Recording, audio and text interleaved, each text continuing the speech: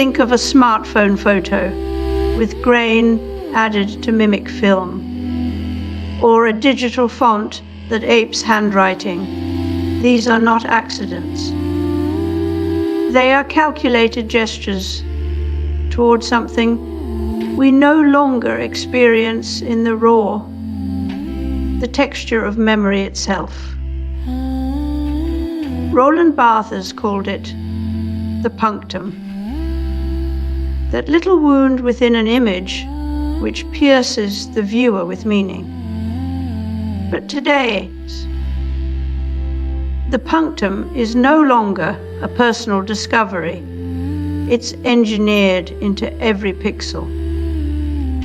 The grain isn't from exposure to light. It's generated by code. This repurposing of Barthes is part of a larger move in design, from function to feeling. The retro aesthetic isn't just decoration. It's an effective strategy. It's the digital world trying on a skin that feels warmer, more human. But beneath it all is still code, still algorithms, still data. What we see as authenticity, those hand-drawn icons, those distressed textures, is not about real craft or history. It's a shortcut to emotion. A calculated punctum, delivered by the algorithm and sold at full price.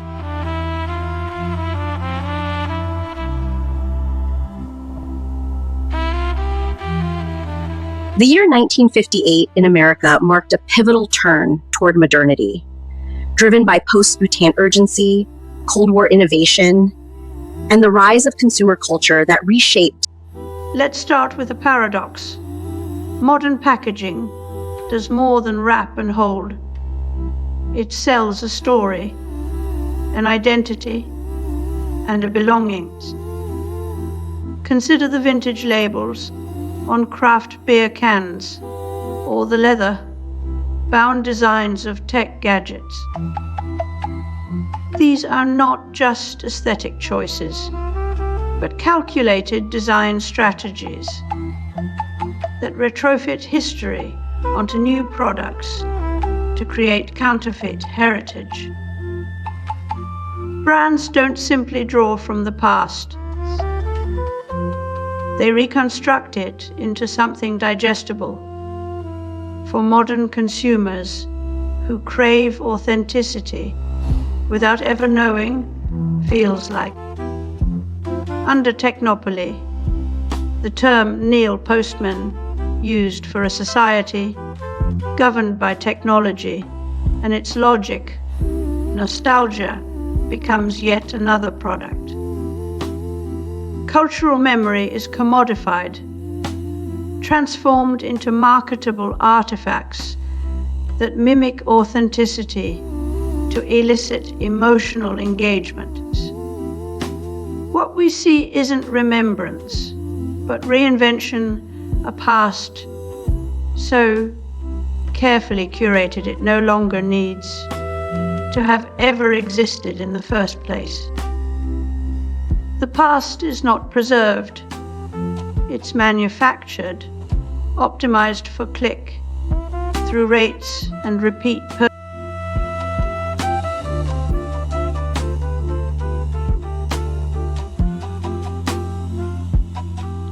Nostalgia has evolved from a personal feeling into a design feature, one that engineers emotion, memory, and even authenticity in real time.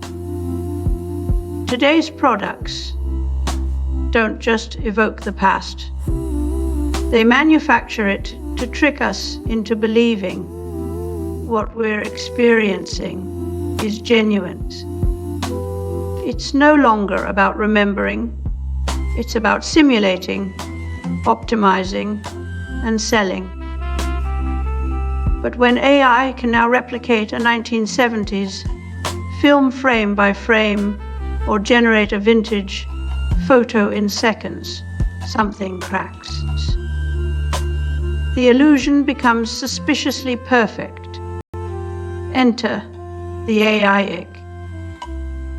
That creeping unease when we realize a supposedly authentic memory has been generated. TikTok users began to question AI-generated video descriptions, and even an AI-generated baseball fan post became a meme for being too enthusiastic in all the wrong ways. The better AI gets at mimicking sentiment, the more people crave proof of realness, like hand-drawn animation or analog textures. This is a crisis point. Nostalgia design, once so effective,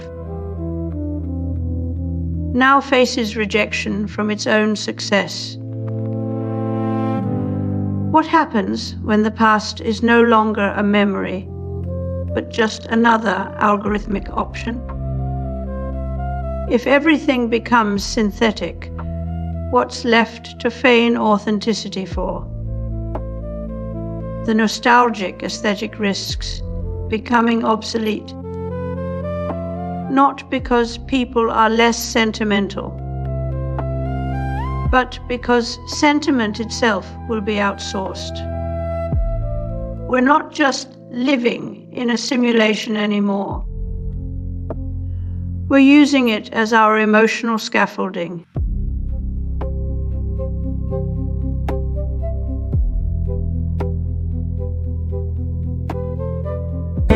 Modern packaging does more than wrap and hold and conceal. Stunning in color, ingenious in design. In today's design landscape, emotions are no longer spontaneous. They're engineered features. Nostalgia is among the most profitable because it sells by not selling.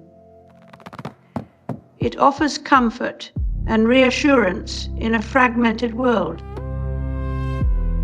By simulating authenticity, products tap into our longing for coherence in an age of information overload.